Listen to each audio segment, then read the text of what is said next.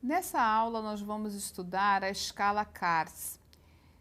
Há uma discussão muito grande sobre os instrumentos de avaliação, como é que deve ser avaliada uma criança. E no caso do autismo, isso se torna ainda mais delicado porque nós ainda não temos exames clínicos que nos proporcionem um diagnóstico preciso. Na verdade, nenhum exame clínico atualmente nos oferece esse diagnóstico. É diferente de mapear, de fazer uma ressonância para quem tem dislexia, de fazer uma tomografia ou uma ressonância para quem tem TDAH, onde você vai perceber algumas alterações no cérebro da criança. Os 14 primeiros itens são os mais importantes, então, já que o 15º é só uma impressão geral do avaliador. O primeiro item é o relacionamento interpessoal. E vocês vão observar, olhando para a escala, que existem pontuações. Ao lado de cada descrição de comportamento, nós vamos encontrar o número 1, o número 2, o número 3. Qual é a postura do avaliador? Qual é o procedimento? Eu vou oferecer alternativas de brincadeiras, de oportunidades para a criança, de objetos, para ver como é que ela se comporta, e vou verificar como é que ela se comporta de acordo com essa escala e estabelecer a numeração compatível com o comportamento demonstrado. Essa pontuação intermediária, 1,5, 2,5, 3,5, é quando ela se encontrar entre um comportamento e outro.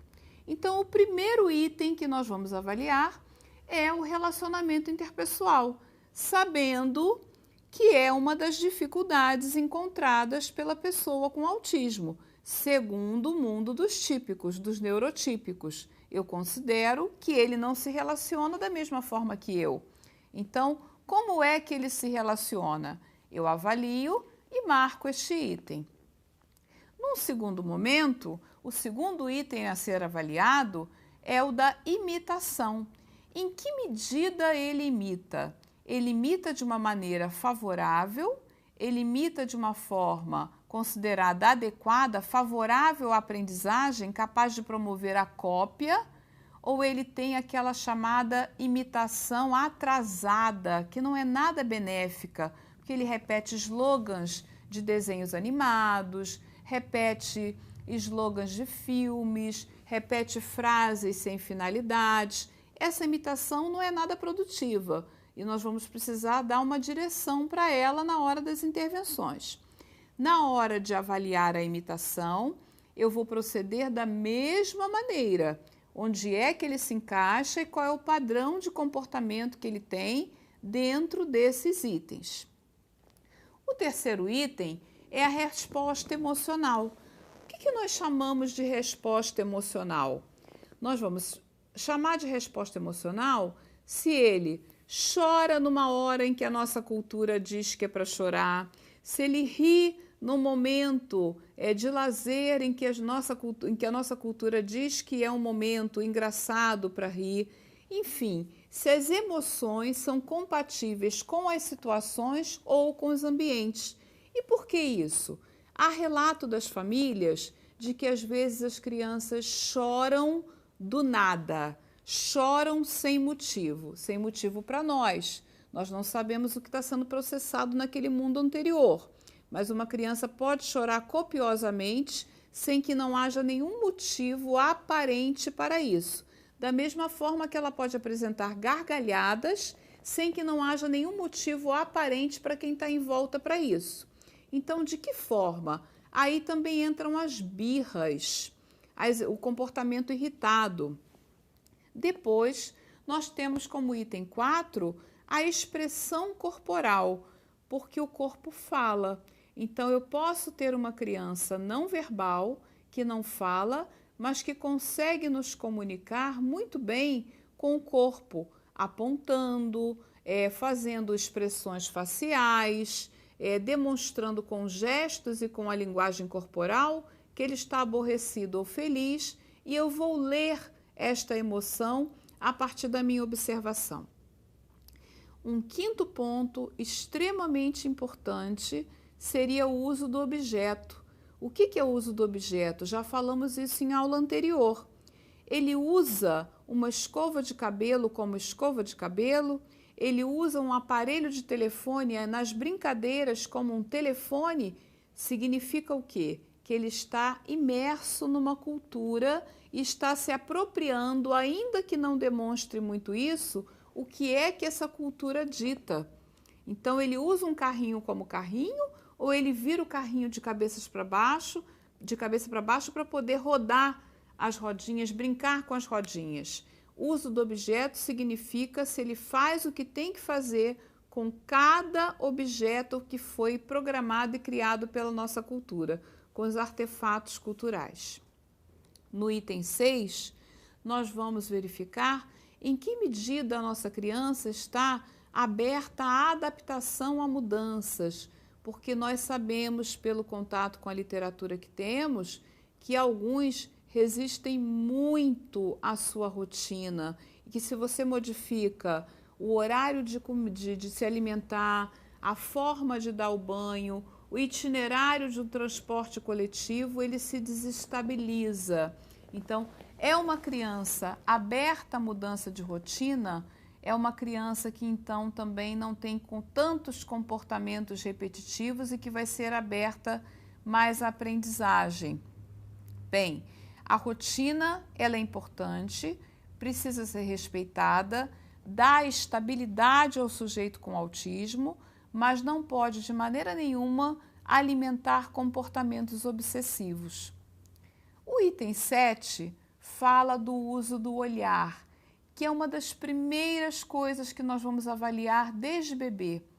Este bebê me olha nos olhos, esta criança me olha nos olhos, mas no caso do autismo, não basta olhar nos olhos. Tem que ter uma qualidade neste olhar, uma duração neste olhar. E através do olhar, eu consigo transmitir o que eu quero, eu transmito sentimentos, eu transmito emoção, eu falo através do olhar. O item 8 fala do uso da audição. O que é o uso da audição? Bom, existem crianças, e é a maioria delas, né, que o quadro do autismo faz parecer que sejam surdas. Então, quando você chama por ela, chama pelo nome, ela não responde, ou age como se você não estivesse no ambiente. Então, é isso que eu quero saber. E quero saber também se a audição dela é extremamente sensível, porque ela pode colocar as mãos nos ouvidos quando um ruído lhe parece insuportável. Uma panela de pressão na cozinha, cozinhando alguma coisa, fazendo barulho, pode trazer falta de estabilidade para esse sujeito com autismo. Então, como é que ele corresponde? E voltando à explicação, né, a todo momento eu preciso oferecer alternativas de brincadeiras, de jogos, de interação, para verificar como é que ele se comporta em cada item desse, como é que ele reage a cada item desse. No 9º item, nós vamos avaliar paladar, olfato e tato. Então, eu tenho que estar preparada como avaliadora para oferecer alimentos, sal, açúcar, doce, frutas, para verificar como é que funciona esse paladar. Mas a família também precisa ser consultada. Algumas crianças têm uma resistência, uma mesmice alimentar muito grande. Nós encontramos isso nos relatos das famílias.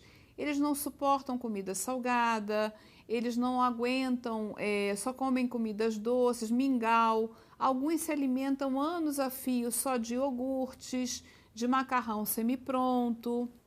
Vejam, isso é influência da hipersensibilidade sensorial que a criança possui. E pode ter acontecido também o fato da criança ter experimentado algum alimento um pouco mais salgado e ter tomado verdadeiro horror a qualquer coisa salgada. E a gente tem que fazer uma reprogramação para ele poder voltar a se alimentar. O olfato também é muito sensível. Então, pode ser que uma aromatização de um ambiente, pode ser que o meu perfume incomode o meu paciente ou aluno. E aí eu tenho que ter muito cuidado na hora de me preparar para atender esse paciente, porque a minha presença pode se tornar hostil, não porque sou eu, mas pelo perfume que eu estou usando. Da mesma forma, o tato é algo muito importante, que às vezes nós lemos, ele não tolera afeto, ele não tolera toque físico, mas não é exatamente isso. Aquela visão que nós temos do autista como uma pessoa insensível, uma pessoa que está alheia ao mundo, ela é completamente equivocada, tá? Então, em relação ao tato, o que acontece é que a criança tem uma hipersensibilidade tátil bastante aflorada e por isso alguns não toleram roupa, tiram a roupa, precisam tomar vários banhos durante o dia para poder sentir alívio e na maioria dos casos, o que está ganhando no ranking, né, da hipersensibilidade tátil, não conseguir ficar calçado e andar na ponta dos pés. Um par de meias que pode nos parecer confortável porque é atoalhado, para uma criança com autista, aqueles pontinhos da toalha, né, a parte felpuda da toalha, pode significar pregos nos pés. E eles andam nas pontas dos pés para se proteger dessa sensibilidade e desse contato que pode ser tão aversivo.